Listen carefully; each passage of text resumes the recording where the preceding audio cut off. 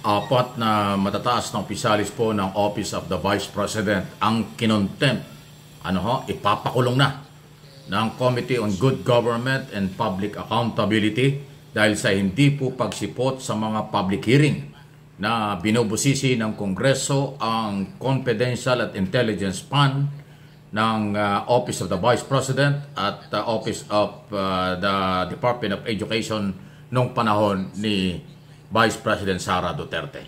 At umabot na po ng 6 hanggang 8 na invitation pala. Binabaliwala po nitong mga 4 na opisyalis ng Office of the Vice President. Pakinggan po ninyo itong desisyon ng Kongreso at motion ni Congressman Danny Suarez. Danny Suarez, yung pala yung tatay niya, JJ David Suarez.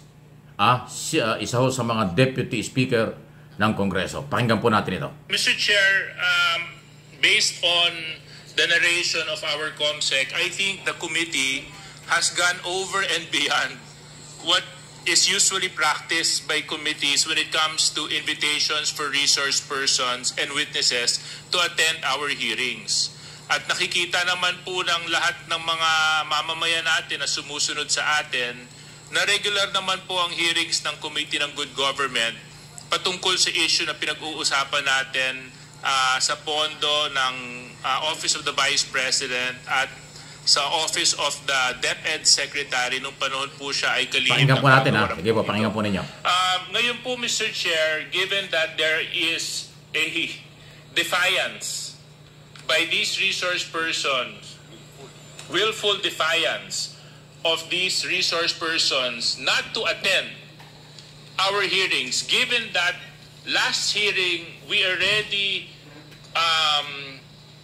went over and beyond what is necessary for us, I think it is incumbent upon ourselves as members of this committee to exercise our power so that we can ensure that in the succeeding and in the following hearings that the good government will conduct, talagang dumalo na po sila. Kasi ilang oras po ang nagugugol at inuubos po natin para pag-usapan ito when in fact we can already proceed to other pressing matters, but because of their defiance at limbo yung ilang mga usapin na dapat po natin tinatalakay. So Mr. Chair, can I just request from the COMSEC? COMSEC, can you please give me a list of those invited and yet continued to defy our invitation? Regards to the personalities who are supposed to be... Wala rin po, Your Honor.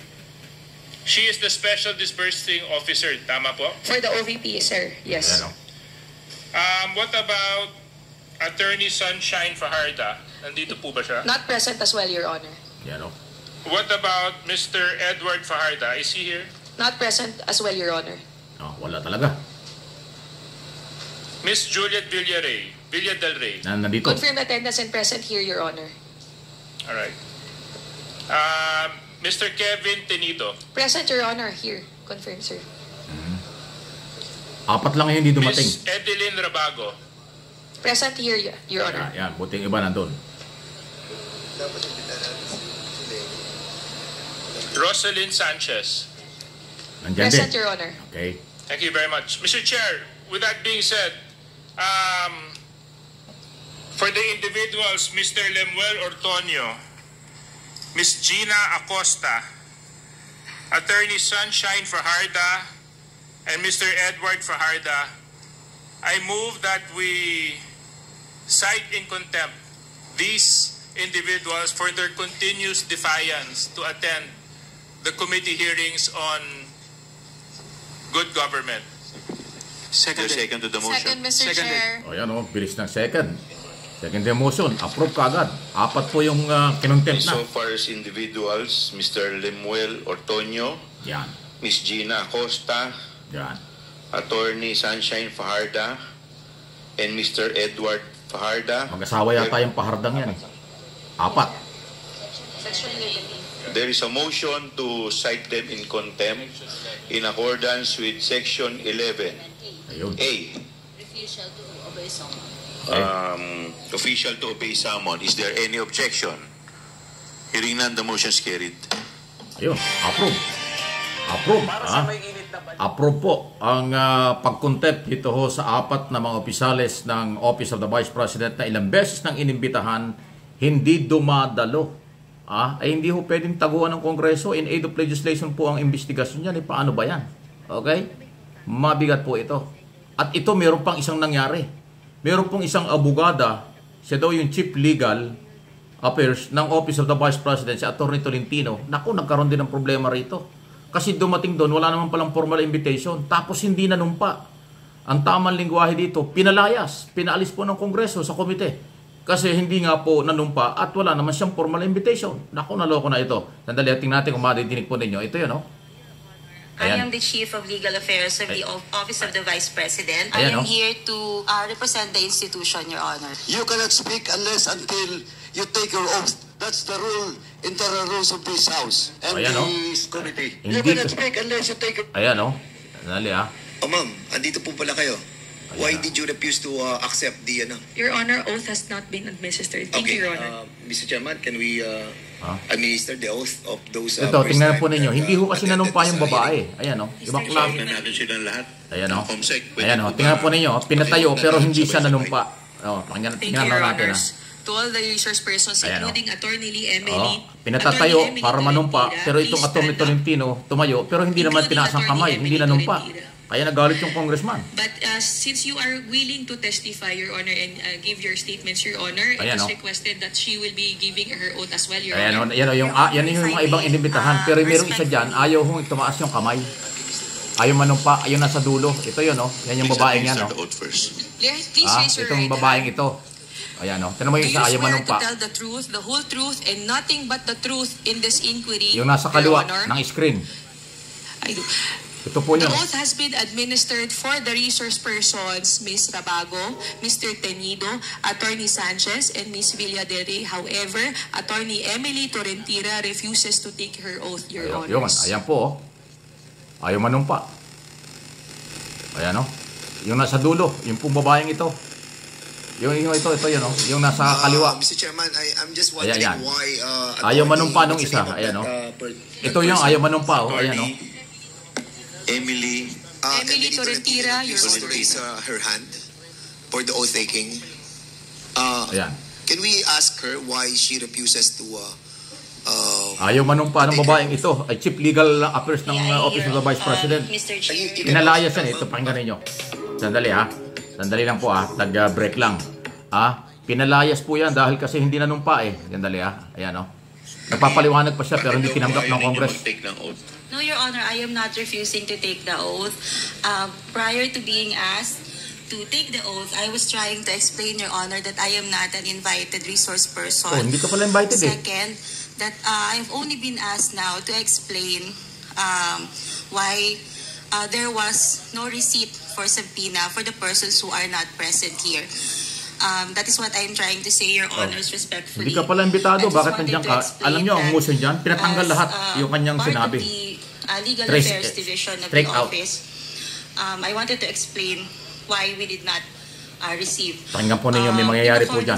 Pinalayas po siya. May motion. Legislation, wherein the rules of court suppletorily applies. Rule 14 in relation to Rule 21 of the Rules of Court, Your Honors. Personal service Ginawa, must be made ginamit niya yung pagiging abogado niya. Pakinggan ninyo. resource persons who are being issued subpoena. With that, Your Honor, they being not present in the office at that time, no person can receive on their behalf, and hence there will be no proper service. Respectfully, Your Honors. Yan, o. Tingin yung bandang huli yan. Nagsalita si Paduano dyan, eh. Well, Hindi niya- we accept that that guidelines, no, that you Kaya, mentioned a while pakinggan po ago. natin, ha. But you all know that this is an aid of legislation. And Sige, i-pass forward niya natin. Ayaw nitong babaeng ito, ha. Anong pa, eh. Kaya ako siya... sabihin po natin, Okay na po. Chairman, You've already said your piece. Thank you, Your Honor. Congressman May I Paduano, ask you're the Yeah. news attorney, what is your role in this? You are not invited, but you are present in Si today's hearing Congressman and you Paduano. never take your oath. as Why? legal counsel. What is your presence? Mr. Chair, Your Honor, I am the Chief of Legal Affairs of the Office of the Vice President. So, I am here to represent the institution, Your Honor. so you are here to represent the institution. You should, before talking, you should take your oath. Because that is on record. You're a lawyer. You know that. You cannot speak unless until you take your oath. Ayan na. That's the rule, internal rules of this House and this committee. You cannot speak unless you take your oath. Or else, I will move to excuse you Ayan na. in this room. Ayaw Your mo na. Honor, if I may, Mr. Chair. Point of order, Mr. Chair. Ayan na. Mr. Chair, What is your Winar na nga na, papaalisin siya. I take the position of Congressman Paduano. I really don't know why she's here.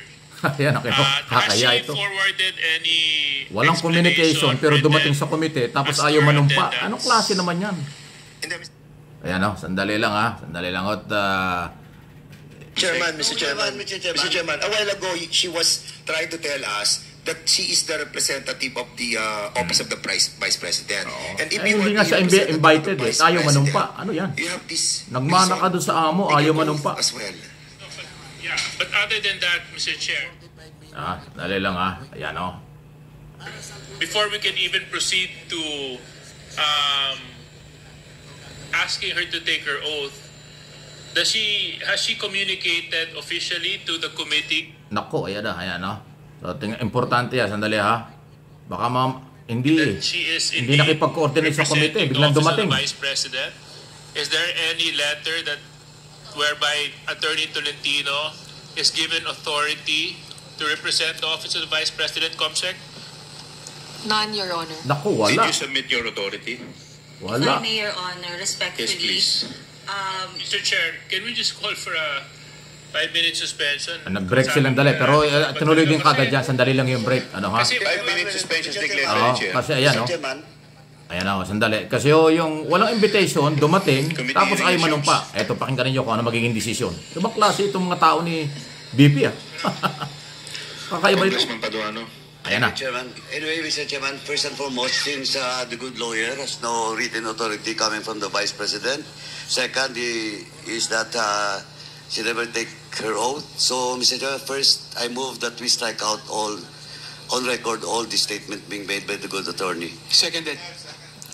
There's a motion raised by Congressman Paduano. Strike out, tanggalin ang lahat ng Is sinabi. there any Sa record. objection? Hearing none, the motion is carried. And second, Mr. Chairman, I move that we excuse the good lady Ayan, attorney pinalayas na. in this room and to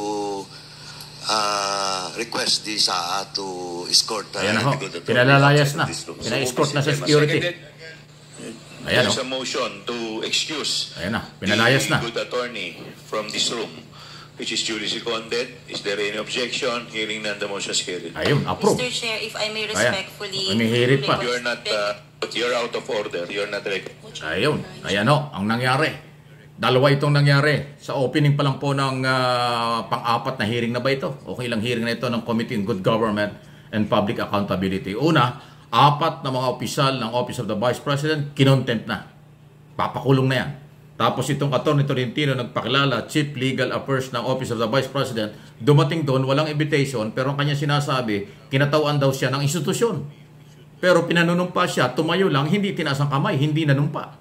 Ay hindi ho papayag yun ang Kongreso kasi may rules dyan na lahat ng guest dapat ay nanunumpa.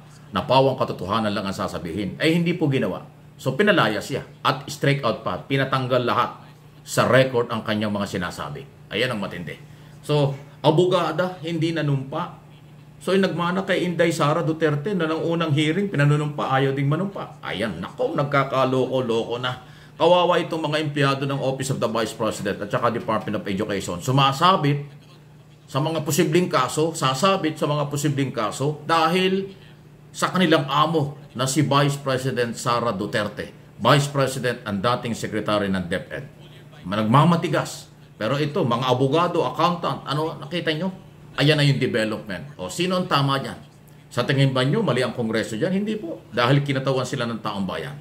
at may karapatan ang Committee on Good Government and Public Accountability hanapin kung saan ginagamit ang nakakalulang daan-daang milyon ng Office of the Vice President at Secretary noong panahon yon. 612.5 million ang hinahanap na pera dito. Ako ay hindi hubiro yan. Kaya para sa akin, tama lang po yung ginagawa ng Kongreso. Ang hindi nanunumpa, pinalalayas. Ang hindi dumarating, kinokontempt, ipakukulong nila. Kasi pera ng bayan ang pinag-uusapan. Please like, share, subscribe doon sa hindi pa.